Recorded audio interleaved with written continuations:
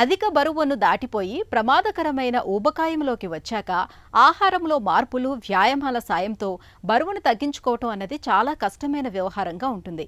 ఇలాంటప్పుడు పొట్టకు కుట్టువేయటం ద్వారా బరువును తగ్గించే బేరియాట్రిక్ సర్జరీని చేయించుకోవాల్సిందిగా డాక్టర్లు సిఫార్సు చేస్తూ ఉంటారు.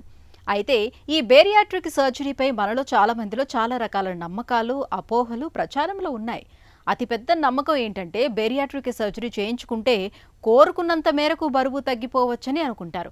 మరి ఈ నమ్మకంలో నిజమెంత?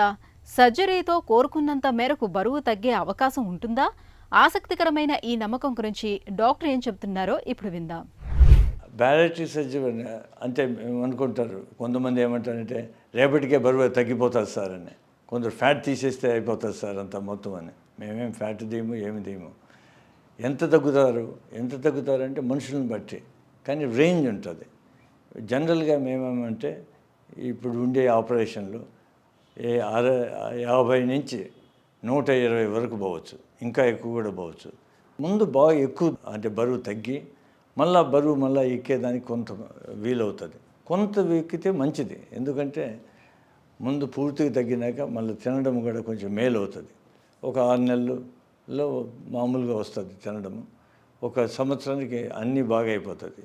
అప్పటి నుంచి కొంచెం ఎక్కువ కావచ్చు వాళ్ళ వెయిట్, అది పర్లేదు. మరీ వెయిట్ అవుతుంది అనుకుంటే అది తప్పు.